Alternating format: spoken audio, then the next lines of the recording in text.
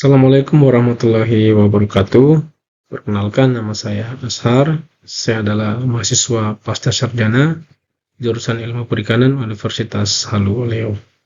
Pada kesempatan kali ini, saya akan mempresentasikan sebuah jurnal yang berjudul Dampak Timbal terhadap Pertumbuhan dan Aktivitas Aminolefluinic Acid Dehydrat pada Juvenile Ikan Rainbow Trout Oncorhynchus micis, di mana jurnal ini ditulis oleh F.M. Borden dan kawan-kawan yang diterbitkan pada tahun 1998.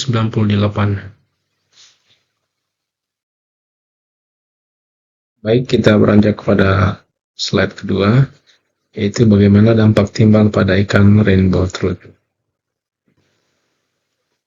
Timbal masuk ke dalam parasistem perairan dari sumber antropogenik dan alami, dan dapat menyebabkan kematian serta bahan subletal dalam reproduksi, pertumbuhan, dan perilaku ikan, di mana keracunan PB pada ikan sangat umum, dengan gejala termasuk atrofi otot, lordozokilosis, kelumpuhan, ekor hitam, degenerasi ekor, dan lain-lain. Kemudian PB juga dapat menyebabkan deformitas tulang belakang yang berujung pada atrofi darah ekor, kesulitan berenang, gangguan reproduksi, dan kematian. Mana metode saat ini tidak dapat mengukur bagaimana bioavailabilitas timbal dalam air. Oleh karena itu, aktivitas enzim eritrosit yang terlibat dalam sintesis heme, yaitu aminolefluinic acid dehydrat atau ALA, alat digunakan sebagai biomarker paparan timbal pada manusia dan vertebrata lainnya, termasuk ikan, di mana aktivitas alat ini biasanya diukur dalam darah, tapi juga terdapat di ginjal dan limpa.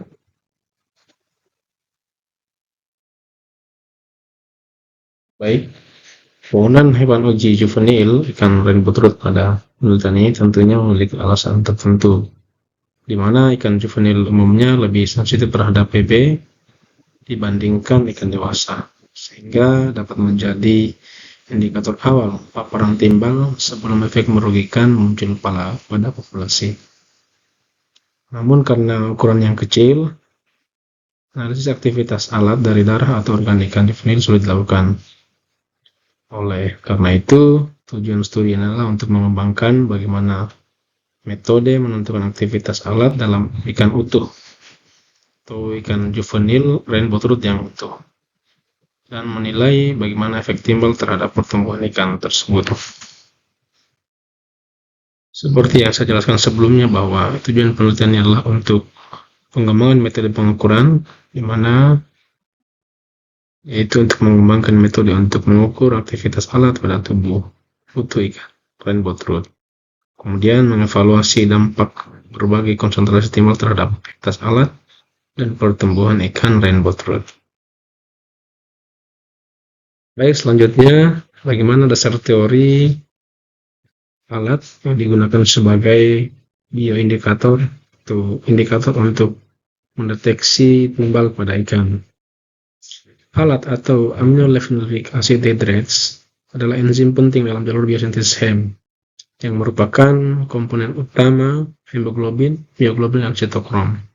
Fungsi alat adalah mengkatalisis kondensasi dua molekul aminolefluinic acid menjadi porfobilinogen atau PBG sebagai prekusur utama dalam sintesis heme. Alat ini sangat sensitif terhadap inhibisi oleh logam berat, terutama timbal, karena timbal menggantikan ion seng yang merupakan kofaktor penting untuk aktivitas alat atau ALAD, sehingga menghambat fungsinya.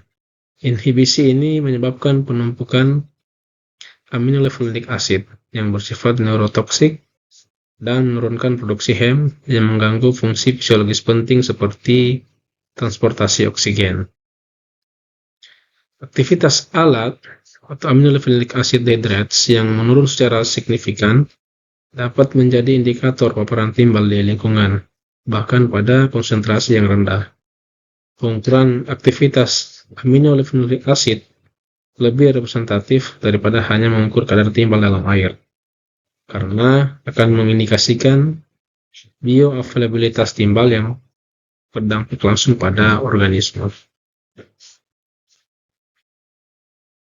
Baik, selanjutnya metodologi penelitian. Pertama, desain eksperimental. Pada penelitian ini menggunakan juvenile ikan rainbow trout sebanyak 60 ikan per akuarium. Pada penelitian ini menggunakan 10 akuarium, di mana setiap konsentrasi PB menggunakan 2 akuarium. Dan ikan-ikan hewan uji tersebut akan diekspos ke berbagai konsentrasi timbal. Yang pertama adalah 0 atau kontrol, kemudian 29, 48, 121 dan 201 mikrogram timbal per liter air. Kemudian hewan uji juga akan diberi pakan sebanyak 2 kali sehari sebanyak 4,9% kali berat badan. Kemudian berat basah rata-rata ikan di awal studi yaitu 0,38 gram, kemudian panjangnya 34 mm, mana durasi eksposur selama 29 hari. Selanjutnya pengukuran aktivitas alat, di mana metode yang digunakan adalah metode modifikasi. Pertama adalah pengambilan sampel ikan trout diambil dan dihomogenasi untuk mendapatkan homogenat jaringan. Kemudian dilakukan ekstraksi enzim supernatan dari homogenat jaringan digunakan untuk mengukur aktivitas alat. Di mana prosedur ini dirancang untuk mengatasi tantangan dalam menganalisis ikan kecil, sehingga memungkinkan pengukuran aktivitas enzim secara langsung dari seluruh tubuh ikan. Selanjutnya, pengukuran aktivitas alat, di mana aktivitas alat diukur dengan menggunakan spektrofotometer dengan absorbansi yang diukur pada panjang gelombang 563 nanometer. Kemudian aktivitas dinyatakan dalam nanomolekul fosfobilinogen per miligram jaringan per jam. Selanjutnya pengukuran pertumbuhan setelah 29 hari eksposur terhadap timbal. Berat dan panjang ikan akan diukur, di mana yang akan diukur adalah berat basah, berat kering, dan panjang total ikan. Selanjutnya kita beranjak pada hasil penelitian. Pertama adalah hasil aktivitas pengukuran alat, mana aktivitas data ditunjukkan adalah aktivitas alat setelah 29 hari eksposur pada berbagai konsentrasi timbal.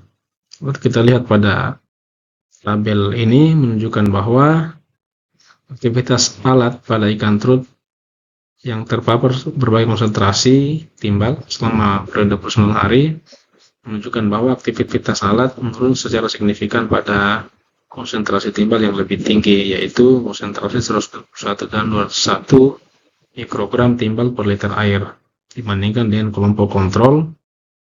Hal ini menunjukkan bahwa paparan timbal berdampak negatif pada aktivitas enzim tersebut. Dari data statistik juga menunjukkan bahwa penurunan aktivitas alat pada konsentrasi BB yang lebih tinggi adalah signifikan secara statistik.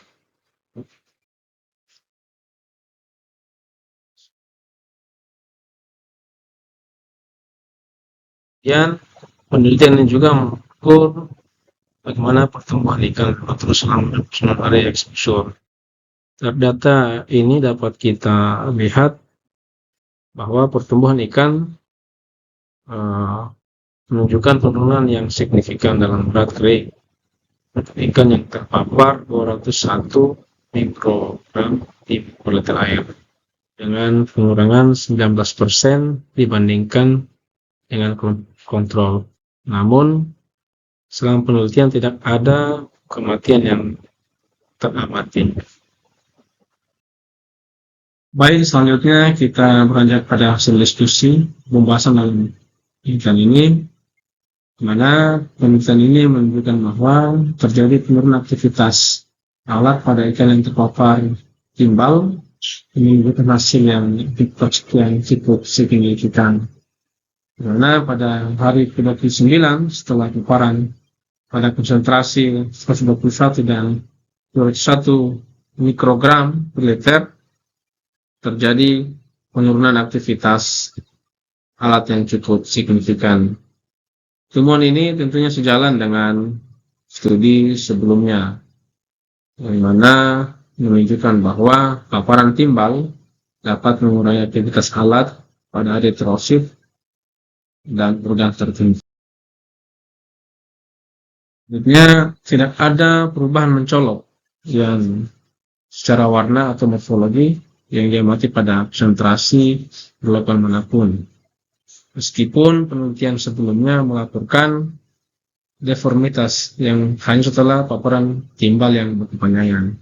Selain itu, setelah 12 hari paparan pada dosis 201 mikrogram timbal per liter air, ikan menunjukkan penurunan konsumsi dan peningkatan letergi yang konsisten. Secara keseluruhan, metode pengukuran aktivitas alat pada seluruh induk ikan juvenil ini merupakan suatu alat yang berharga untuk mendeteksi dini tingkat rendah timbal yang biologis yang tersedia di lingkungan akuatik. Selanjutnya, bagaimana implikasi penelitian? Bahwa penelitian ini menunjukkan pengukuran alat sebagai indikator paparan timbal pada ikan yang menjadi penting untuk penelitian tentang kesehatan ekosistem, suatu ekosistem. Kemudian informasi ini juga sangat relevan untuk strategi pengelolaan habitat akuatik dan perlindungan spesies bagi kelautan. Selanjutnya, diperlukan pengawasan tugas di daerah yang terpapar terutama berat untuk mencegah dampak negatif dari sebuah.